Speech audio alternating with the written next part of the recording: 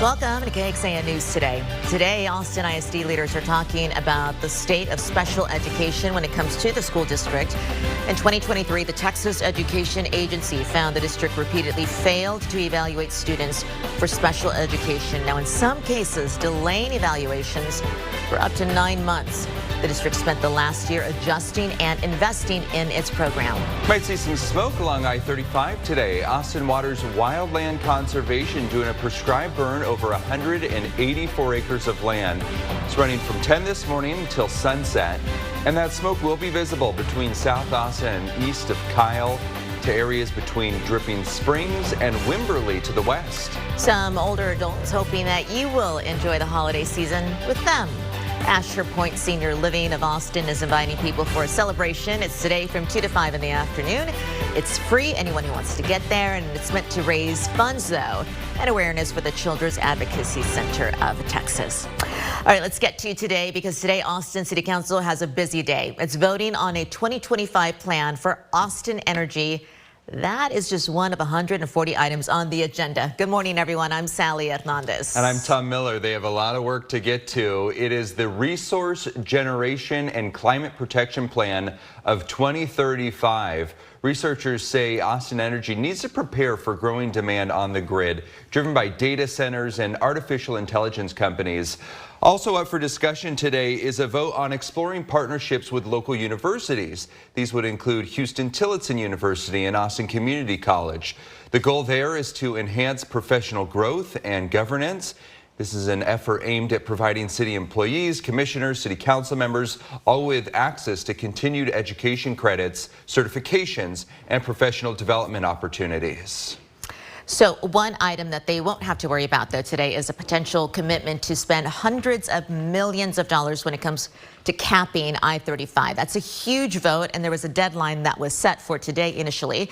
But then TxDOT decided to extend the deadline because of delays in its pump station contract award. Councilmember Vanessa Fuentes is looking at the importance of that vote. I think about what are the top 10 big votes that I'll take as a council member throughout my tenure. This is going to be one of the top 10 because we really are looking at how do we future-proof our city. The city will now have until March 2025 to commit to the funding when it comes to that massive project, which build decks, structures, and eventually some green spaces over the expanded highway. And today we're also going to be at the last meeting for a few of those members. That's Mackenzie Kelly and Allison Alter, Mayor Pro Tem Leslie Poole, who did not win when it comes to the elections that we just had in November. Another big story this morning is our weather, and it is a cold and chilly December, but you are back. I'm back. Yes. Feels a lot warmer this morning for me. Oh, I know. You did such a great job at the Trail of Lights. It was busy last night. It was. And I'm so glad. That is not, a pain for me. I enjoy doing that for you. And I enjoy sharing the fact that the weather today is going to be nice. Let's get you to the maps because, yes, it is a cold start. But you know what? We've got a really nice afternoon ahead. Ally Medical Emergency Room camera there. Good morning. Dripping Springs looking out towards the south and east. We do have dry skies out there. Temperatures this morning largely in those 30s and low 40s. There's a couple spots in the 20s out in the hill country. Currently sitting at 36 degrees in Austin. That actually is a little bit colder than what we had yesterday. Yesterday we bottomed out at 37 in downtown Austin. So today 36. Airport running much colder. That's actually that number you see there down below the word KXAN. That's why it says upper 20s. That's the airport reading, which tends to run a little bit cooler as you get away from the city. So right now it's a cooling trend for most of us. Highs in the 60s today, increasing clouds as we get towards the afternoon. Coming up, we're turning milder and wetter with our afternoons. We're tracking some weekend rain as well, and there's another cold front in the 7-day forecast. Those details coming up in your first warning forecast. Thank you. Well, police in New York say fingerprints from the killing of United Healthcare CEO matches the suspect, Luigi Mangione. Investigators previously said the suspected gunman visited a Starbucks right before that shooting, bought a water bottle and 2 protein bars. Police say they found video showing where those items were left and collected. As evidence, Mangione remains in Pennsylvania for now. A judge, though, told his defense team they have 2 weeks to challenge the extradition back to New York. Austin police are looking for a suspect after a hit-and-run crash last month in North Austin. Happened on Saturday, November 9th on Research Boulevard. This is northbound near Olin Road. Police provided a picture of the suspect, who they say is a Hispanic man there on the left. They say he was driving this white GMC pickup truck with a white sticker on the rear window. They circled that for us. It may have damage to the front now because of that crash. Police offering a reward of up to $1,000 for information leading to his arrest. Hey, be careful if you're leaving your gifts in your car, because thieves know that and they're breaking into it. These latest break-ins in the Gabriel's Horn neighborhood in North Leander, police say most of the cars were left unlocked. And it seems simple enough, but often in the hustle and bustle of the holiday season, sometimes people forget to protect what's in their own driveway. Police say crooks stole everything from tools, clothing, even ammo from cars, most of it very easily. There are a rise, burglars are out during the holiday season because they know people either have packages, gifts, or just leaving things in the car overnight. Police say video doorbells helped arrest 2 people in connection to some of those crimes that they were talking about. When we go in depth here, Austin, over the last 2 years, we can tell you for every 100 times someone reported something stolen from their car to Austin police, on average, officers made arrests in just 2 of those cases. Items most recently stolen, some car parts, electronics, IDs, and even sports equipment. Some people in East Austin are calling that area a postal desert. At the moment, the U.S. Postal Service does not have any plans on changing this. This past summer, the USPS closed its location on East 6th Street, and so now there are not many postal offices servicing this area. If you look closely at this map here, it shows the 17 locations in Austin. That circled area, though, the highlighted area, no offices between US 290 west of Highway 183 and north of Lady Bird Lake. Well, the Postal Service's demand for employees is up. Those open positions are not expected to go to a new East Side facility. To learn more about this, our digital reporter Kelsey Thompson has that full story at KXAN.com.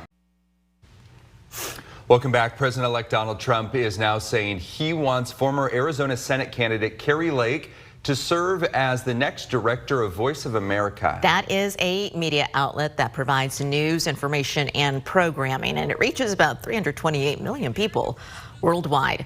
Trump says that Lake would, quote, ensure that the American values of freedom and liberty are broadcast around the world fairly and accurately. Lake is a former news anchor in Arizona and is a Trump supporter.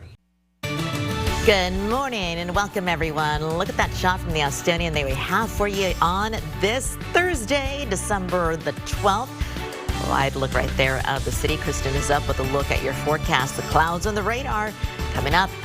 It is an outbreak that people are cautiously watching, and right now the Biden administration is also watching, saying that it has no current plans to authorize a bird flu vaccine for humans. Yeah, this comes as officials are monitoring the outbreak, who say that vaccine isn't warranted. The virus not really spreading among people or causing severe illness. Right now, it's primarily affecting livestock in the U.S. Almost 60 people as well across 7 states. The move to authorize a vaccination would likely be left to health officials under the incoming Trump administration. Almost all bird flu cases that have impacted people, of those 60, have been farm workers in direct contact with infected animals. There are some exceptions, including a patient in Missouri and a child in California. Meantime, if you're having breakfast tacos this morning, you may want to throw some beans on there. The Department of Health and Human Services now recommending that folks eat more beans instead of red meat. The HHS releases dietary guidelines every 5 years to help facilitate nutritional programs. Some key takeaways here. Research shows that eating more beans, peas, and lentils reduce the risk of chronic disease. The second change is a looser definition of healthy diets, which factor in individual needs and cultural differences. Interesting. That sounds so yummy. Beans and lentils.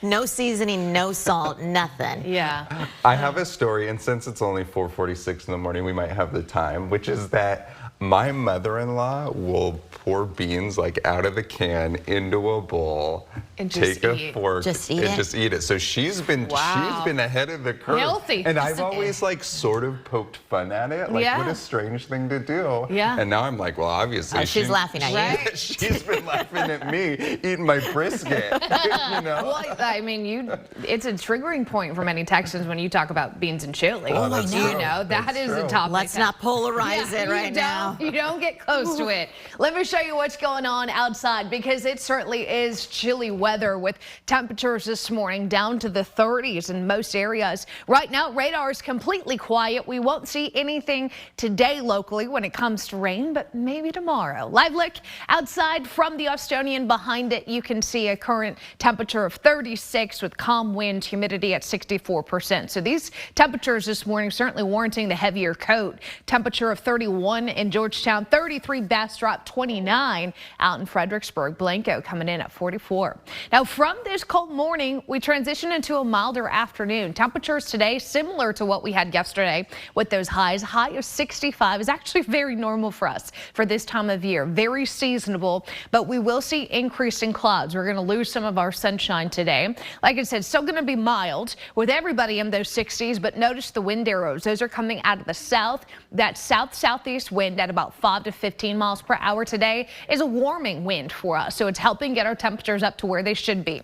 As far as those skies go, again, most of us, I think, are expecting a good amount of sunshine through the first half of the day. It's getting into the afternoon and evening. Those clouds come in and they're going to stay with us as we transition overnight into tomorrow. Tomorrow, mainly cloudy with a few spots of light rain. Not everybody sees rain Friday, but that rain chance stands at about 20%. Most of this being sprinkles, drizzle, light rain variety. Not expecting downpours, but we do get into Saturday and now we're starting to see a little bit more working for us for full-blown showers. So let's now get into the weekend. Saturday, a good looking chance for those showers. Maybe a thunderstorm shouldn't be severe though.